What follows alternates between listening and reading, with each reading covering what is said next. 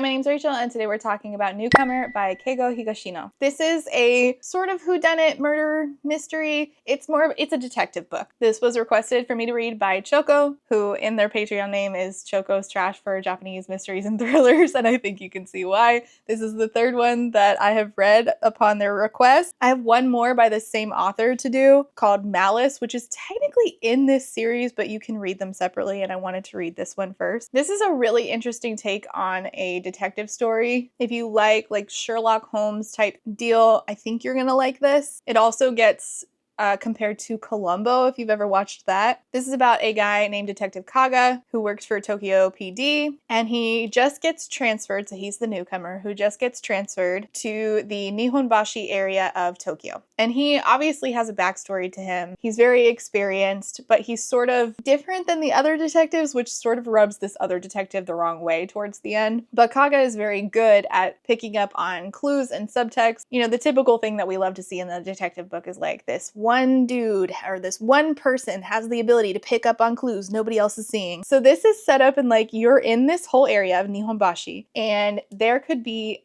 any number of people who did the murder. And so each chapter you are in a different subsect, a different little area, whether it's a family or a small business, trying to figure out their connection to the murder of this middle-aged woman who lived alone. And there's really no clear idea of why or who would have done this, why she ended up dead. So this is a modern take on the traditional detective fiction and effectively utilizes classic detective fiction tropes, but I think is a fresh idea on it. Even though I found the end answer to be a little that's fine. But it wasn't really about the answer, it was about the journey. But I wasn't expecting it to be about the journey. I was expecting the answer to be sort of explosive, and it wasn't. So if you go into this knowing that you are more not really putting the pieces together of who done it, but you are in it for the experience of seeing all these different pieces of this neighborhood and how they connect together and how they all connected together regarding this woman's murder, then you'll have a better time. It's about the experience. It's about the journey, not the result. And this sort of has the thing where it's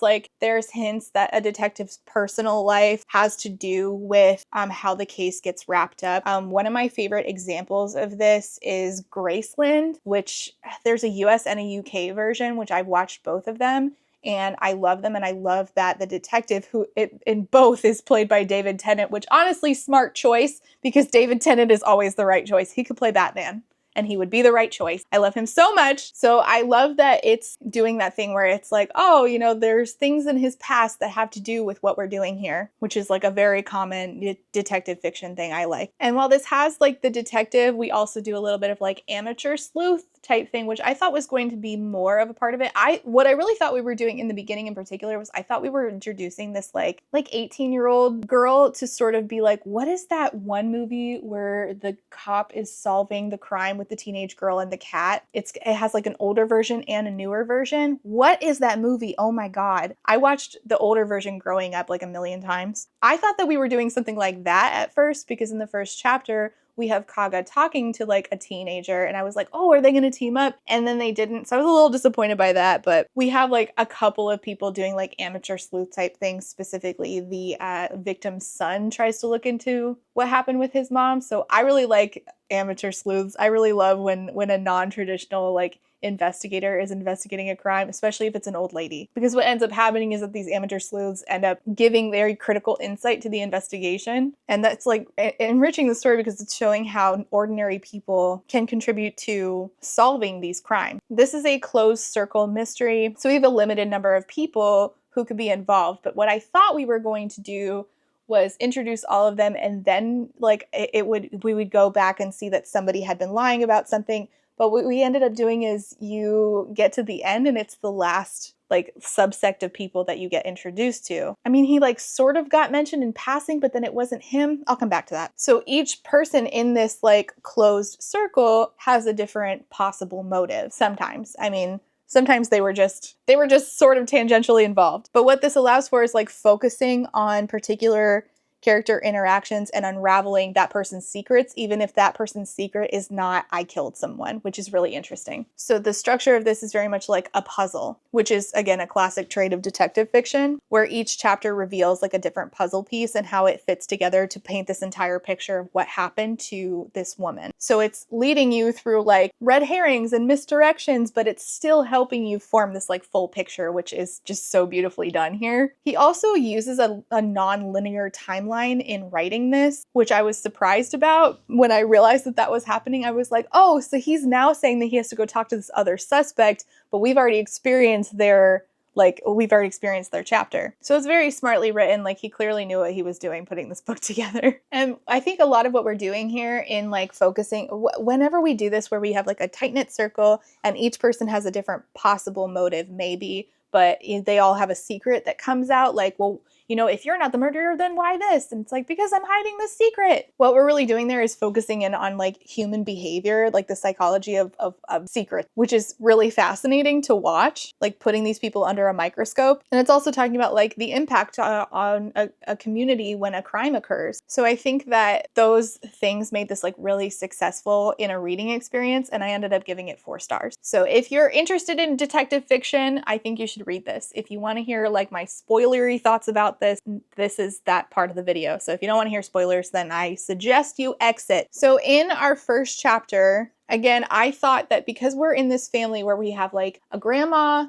a granddaughter, a dad, and an insurance guy who comes and talks to them, I thought that the granddaughter was going to be helping like solve the crime with Detective Kaga. That's not what happened, but I still think that would have been cool. The grandma comes home from the hospital, and you see like the granddaughter is struggling because she feels like her grandma's too hard on her. They own a cracker store, a rice cracker store, which actually, this is one of the businesses that comes up over and over, where Detective Kaga is like talking to a different person in a different chapter, and he's like, would you like some rice crackers? I got them for that store over there. And you're like, I know those people, which is cute. It just makes you feel like very a part of this little community that this author created. So what happens is an insurance guy who comes to talk to them, later Detective Kaga shows up and he's like, I'm trying to confirm some information because we have arrested that guy for possible murder. A woman was found dead in her apartment. She was strangled. Her name was Minako Mitsui, and we don't have a clear idea of who would have done this or why. It doesn't appear to be a burglary, but the insurance guy who was here talking to your family, he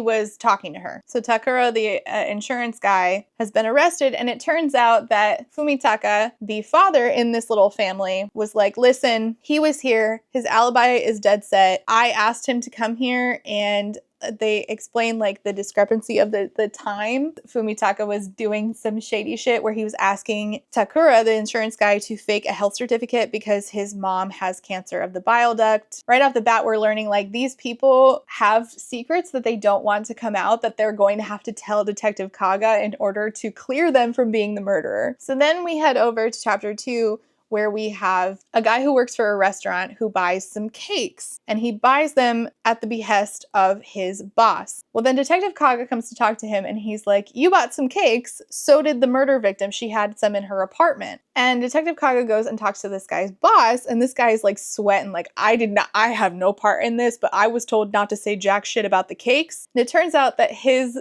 boss put him up to buying them because he was cheating with a woman in Minako's apartment building. So he has this husband and wife boss team, and the husband was like, hey bro, go buy me some cakes and I'm gonna go take them to my girlfriend. Well, the wife found out.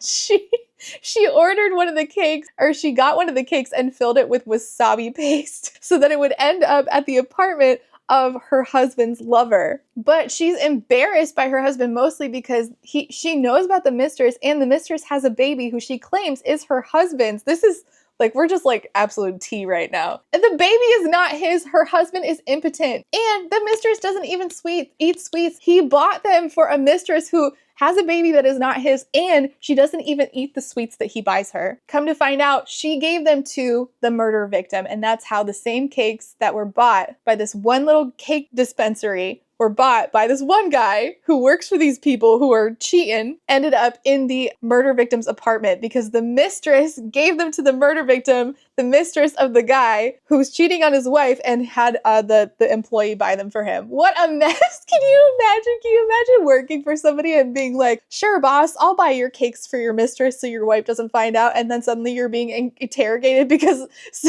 one of the cakes is part of a murder? The poor dude, he's just trying to work. The next story was my favorite, and it's because it has a mean mother-in-law. And I have a mean mother-in-law. The mother-in-law in this case is Susue, and she is such a dick for no reason. I wanted her to be the culprit. I wanted her to be the culprit just because she was so mean. Maki is her daughter-in-law. Her and her son sort of like just met and just fell in love very quickly and got married and moved in together, and they all run a shop together. And Maki like loves Hello Kitty, and Susue cut up Maki's Hello Kitty doll. Arrest her, detective! Arrest her, that's her right there. She cut up the Hello Kitty towel. I hated it. To make rags. Ugh, I hate her. This dude that Maki is married to has like no backbone and won't stand up to his mom, even though his mom is clearly the problem. But it ends with like, okay, well, why did Maki buy these particular kitchen scissors, and how did they end up in the victim's apartment? And basically she had ordered kitchen scissors because she got them for her mother-in-law to be nice because her mother-in-law has some health problems and having the scissors would be easier, like these particular scissors. And it turns out that Susue, the mother-in-law, bought Maki new Hello Kitty merch, but I don't care. I still don't trust Susue. And this was the story where Kaga's like, can I interest you in a rice cracker from this other shop? And I'm like, oh, I know those people. I did feel like I was there after a while. The next story was the clock shop's dog, and this one was actually quite sad. So the clock shop's owner is kind of a grouch, and Kaga comes to talk to them and the people that work there. So it's like a wife and a husband and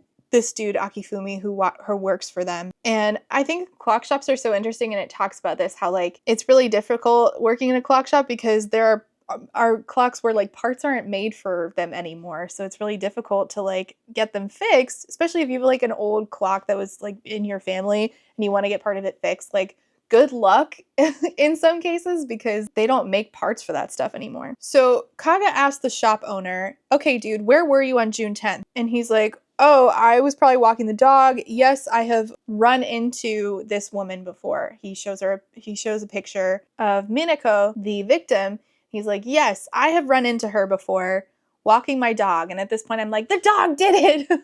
I'm kidding. I still wish the mother-in-law did it. Kenichi, the clock shop owner, gets like kind of agitated when his wife starts asking questions about Minako's murder, which is certainly suspicious, but like this guy just runs a clock shop and he's old and grouchy. He's just mad because clock shop is a dying art. I know he had nothing to do with this. He says, whatever's going on, I blame that punk kid. And Akifumi, his employee, explains, oh, he's talking about his daughter's boyfriend. But then Kaga figures out that Kenichi is lying about his walking route, which again is suspicious.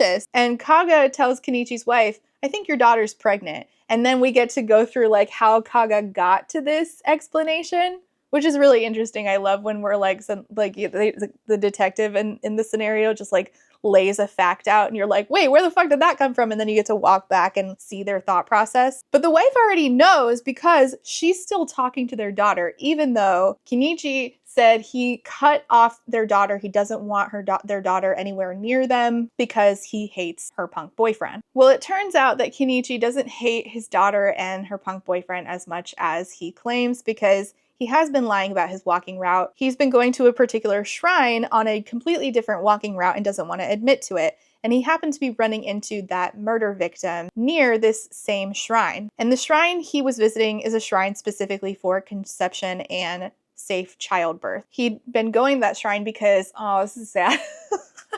Dang, I wish I had a better dad too. I feel bad for this girl. He knows his daughter's pregnant, but he doesn't want to put his pride aside and talk to her. And he's too prideful to admit he still loves her, but he does care about her baby. So this alibi, clears him. And that was his secret that he didn't want getting out, that he secretly still loves his daughter. Men! The next one is in a similar vein because we find out why Minako was also going to that same shrine, and this was really sad. This was sadder than the last one.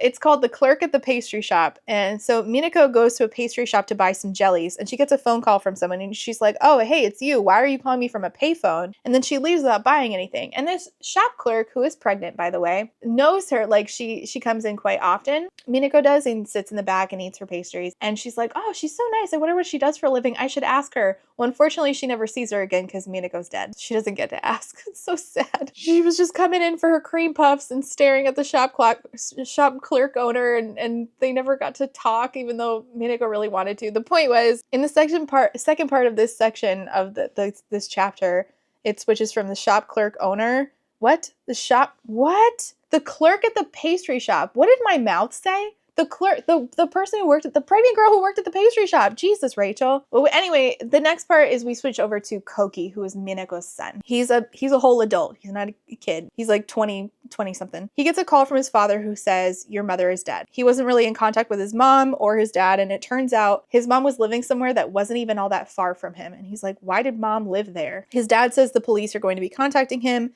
Koki continues to work. He works in like stage production. And then the police do call him. They want to talk to him. Koki hasn't seen his mom in 2 years at this point. His parents had divorced not long after he left home for college. And I'm like, clearly the ex-husband didn't do it. I feel like we would have been working towards that goal sooner. Anyways, when Koki was in junior high, he overheard his mom on the phone saying she felt stuck in her life and that she regrets ever having become a mother. This really hurt him, which is understandable. As a mom, I think all moms sometimes feel that way. And we don't really leave any space for moms to say it out loud and just sort of get that feeling out. Like, it's very complicated. But Koki felt that his mom held a lot of negative feelings towards him. And so he was very angry with her, which I get is understandable. I understand both Koki's resentment and I understand his mom's feelings of, I got pregnant, I got married, and I just don't feel like I have any sense of self anymore. So Koki starts his own investigation, which I love. I love an amateur investigator, asking business owners around his mother's apartment what they knew. And outside her apartment building, he runs into his dad and some police officers,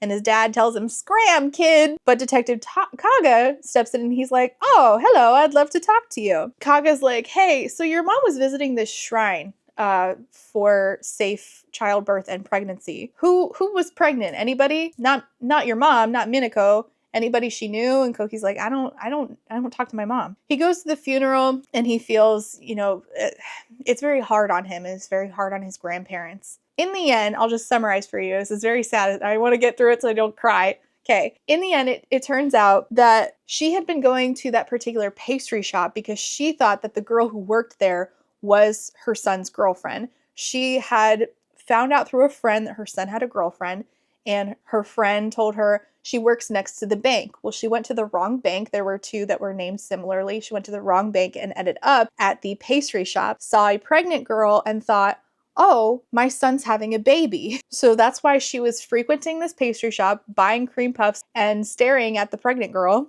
This is why she had been visiting the shrine, and she even brought the clerk a gift from the shrine. Oh, it's so heartbreaking. It's so sad. In the next chapter, we actually hear from Minako's friend, who's Tomiko. And Tomiko has a dream about the murder because she feels such heavy guilt. And the reason why she feels such heavy guilt is because she canceled plans with Minako the day of the murder. And if they had been together, then Minako might not have ended up murdered. Kaga comes to talk to her, and of course, he brings her sweets from one of the shops that we've been at along the way, which I love. I love the continuity. She says, I did go to the funeral, but I felt ashamed. And he asked her, hey, do you know anybody that lost a cell phone? Harkening back to that last chapter where the last phone call that they can't account for is her getting called from a payphone. And he's like, listen, whoever killed Minako, she let them into her apartment. So she knew them. So we're trying to figure out who it was, and that phone call might lead us to it. But not even her own son knew where she lived. So it has to be only a tight-knit group of people who knew where Minako lived. Now, Tomiko actually got Minako into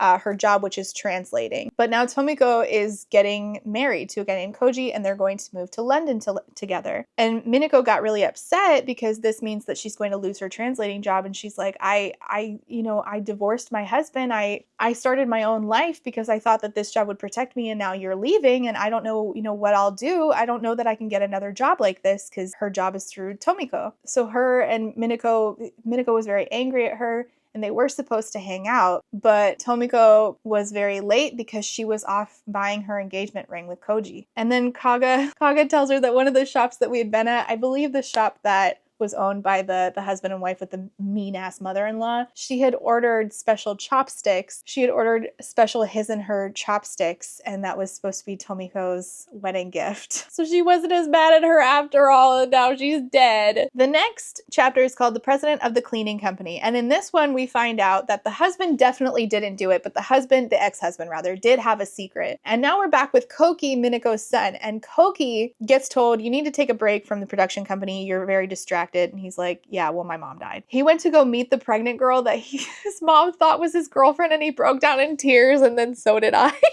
Now he really wants to learn more about his mom. So he goes to ask his mom's divorce lawyer about his mom. We were considering seeking compensatory damages. There was a possibility your dad had a mistress. And so he calls his dad and he's like, did you have a mistress? Your secretary? Is your secretary your mistress? And his dad's like, I never stopped loving your mom, and is like upset by this. So that he goes and talks to the mistress and the secretary, and the secretary tells him, listen, I'm going to tell you the truth. And then we switch over to the dad, and the dad is explaining to Naga that he met a girl at a bar a long time ago, and at a karaoke bar, and he proposed, and she was like, let me think about it. And they had been having a relationship with relations. 3 days after she she said, let me think about it, she just up and disappeared. Years later, he sees a girl with the ring that he proposed with to this woman, and he's like, your ring is very familiar to me, and tell me about your mom. And she's like, well, my mom died. He told her, hey, I'm your dad. I'm sorry. I didn't know your mom was dead. And then in present day, now Hiro, the dad, gets a text from his daughter, who he hired as his secretary. He's been trying to build a relationship with. It's sort of in secret because, it's awkward. Like, okay, how do I explain to everybody that I had this secret daughter the whole time? Anyway, his daughter texts and he says, hey, I'm with my brother. Why don't you come join us? Which is really cute. I mean, it's sad that Koji lost his mom, but then he gained a sister out of it. So, oh man, it's so sad. No crying. So then we get to the customer at the handcrafts shop. And this is where this is one of the last two chapters. And this is where we start getting the information. So Detective Kaga goes and buys a spinning top at a shop, and he talks to the owner, and he finds out that one of the spinning tops was stolen, which he already knew. He went there to investigate. The string on the spinning top is important and might have been the murder weapon, because the fibers on it and the diameter on the string seem to be a match for the murder weapon. So during the final interview of this chapter, Kaga says that he's put all the pieces together, and then it switches to the next chapter, which is talking about a different detective and his perceptions of Kaga, which I thought was really interesting, because up to this point, we didn't really interact with any of the other detectives at all. We were mostly interacting with the people that were being investigated by Kaga, but Kaga really took a back seat in a lot of chapters, and mostly we were like focusing in on the people, which is really interesting. And this other detective is sort of disappointed because Kaga is supposed to be like this mythical, amazing detective and able to put two and two together, but this detective perceives him as being very like underdressed and sloppy. But in this chapter, it talks about him putting the pieces together and the smaller mysteries that come up, and that they've also been trying to figure out the motive still, because it's obvious that the person knew the victim. There was no burglary. There was no sexual assault. So why is she dead? And of course, the smaller mysteries were things that Kaga himself had figured out, like why was there wasabi in one of the cakes? Why did the victim have a brand new pair of kitchen scissors? She ended up with the kitchen scissors from, the mother-in-law. And he says he has no idea who solved these mysteries or how, but of course it's that they were all solved by Kaga, who he is perceiving as being this like less than stellar detective. But so far, the unsolved mystery is who called Minako from a payphone on her cell phone. It obviously had to be someone she knew quite well who had lost their phone, and so far, or gotten rid of their phone at least. And so far, we have not heard of anybody who lost their cell phone. And that was my first clue that we still had not been introduced really to the murderer. But this detective we're getting POVs from doesn't understand what's going on with the investigation because he doesn't understand how it was reported that the murder victim was in the pastry shop to begin with, and feels like there's something amiss with the investigation. He realizes that the only reason that Kaga has been successful in getting all of this information around town at all these different places with all these different people and solving these little tiny mysteries, these little tiny questions that, close these holes so that they can, find out exactly who did this, is because Kaga has not been running around acting like or even dressing like a cop. He's like, oh, it was on purpose, I guess. So he like begrudgingly admits that Kaga has been doing his job all along. What ends up happening, we're introduced to this little family who seems to be doing well. It's a mom and a son, it's a mom and a kid, and her husband, and they're doing so well. And then we find out that Minako was trying to get her taxes in order. She found out, again through the divorce lawyer, that it's possible that money was being hidden from her. And it turns out money was being hidden from her, but not by her ex-husband. Their tax guy finally admits that he had been stealing money from Minako's husband, and Minako was going to find out about it. And he didn't want her to find out about it and ruin his business. So he admits that he took the string from the top that he was going to give to his grandkid and he killed her. Except, no, he didn't. Because Kaga goes and talks to that other detective who thinks that Kaga's not great at his job. And he says, I think you and the guy we arrested have something in common, in that you would do anything for your son. And it turns out that the tax guy's son is the one who had been stealing the money, and he took the fall for his son. And the detective had a similar situation where he was always taking the fall for his son, who would use, my dad's a cop to get out of trouble until he died. And Kaga's like, I think we arrested the wrong person and it's time to go arrest the right person. So the answer was it was about money, why Minako got killed. And I was like, oh, I don't like that. This could have been a way higher rating, but I'm giving it a 4 because I really did enjoy the journey, even though I didn't enjoy the destination. But it had such emotional, I really was so emotionally impacted, particularly by the parents and children aspects of this, like her sitting at that shop because she thought she was hanging out with her grandkid. Oh, pain in my chest. This was a good one though. I really enjoyed this. It was much lighter than the last thriller I read. It's not like a real thrill ride. It's very laid back, which I appreciated. It was very easy listening, other than the parts where I cried. But 4 stars from this one. I really enjoyed this. This was a good one, and I'll definitely read more by Keigo Higashino. I do have to read Malice anyway. And then Keigo also wrote The Devotion of Suspect X, which is really popular in the crime fiction thriller genre. I am excited to read that as well. So this was a good one. This was emotional, and I wasn't expecting that. I didn't really know what I was expecting getting into it, and then I thought that I knew where we were going. I thought we were going to do more amateur sleuth come together with real detective, but I really enjoy Detective Kaga as a character. He is and isn't, your typical detective guy. I think this brings a fresh perspective to the whole detective guy thing. So I recommend this one. If you're looking for detective fiction, look no further. This is more contemporary. This isn't set back in, Sherlock Holmes times. People have cell phones and shit. So if you're looking for a contemporary detective thing, this is the one. God damn it. What is that movie about the cat that helps solve the murder with those detectives who go undercover? It's driving me bonkers. Ugh, I'm gonna have to text my mom. She's the one who put it on for me. I was allowed to watch old movies like that. Well, when she lets me know, I'll put it here. And then the newer version is also this. I like both of them. It has cats in it. Who's shocked? Okay, thanks so much for watching. Leave your comments and questions down below. Let me know your favorite closed circle thriller. I love those. So let me know your favorite. Thanks for watching. See you next time. Bye. Hi, my name is Rachel, and today I'm talking about NEWCOMER. NEWCOMER? NEWCOMER? Like cucumber? Why does my mouth always do this? God damn it. Before I go, I have to say thank you for being a friend to my Therapy Bills patrons, and those are Alexander, Ashley H, Astra, Brittany Bobitney, Call Me Kodiak, Cami, Choco's traumatized by that dang book, Chris the Horror Therapist, DJ Rocktopus, EK Casey, Ellie, Emerald Dodge, Aaron with 2 E's, Eric, Hey Mom, I'm Famous, Jess, John E, K, Kaleno K, Casey McKenzie, Kate W, Quinn, Lady Kittybug, Lemon Jelly, Lex, Lily B, Max B, Mixer Boneless, Alice, Panoramic Demon, Peggy Lou, Rain, Reese, Ree, SJ, Samar, Scarlet, Shiny, SMK, Spoopy, Steph, T Delegati, 2 Orbit, Umami Mommy, Urchin Audrey, White Raven 13, Zorvictia, Chai Guy. Thank you all so much for being here and for being a friend. And I have to say thank you for being a friend to my potato starch Marxist patrons. Wow, that's a mouthful. And those are AB Daniels Anaki, Alejandra, Ali Oxenfree, Alistair, Althea, Amanda D, Andy, Angelica, Armadildo. That's a good one.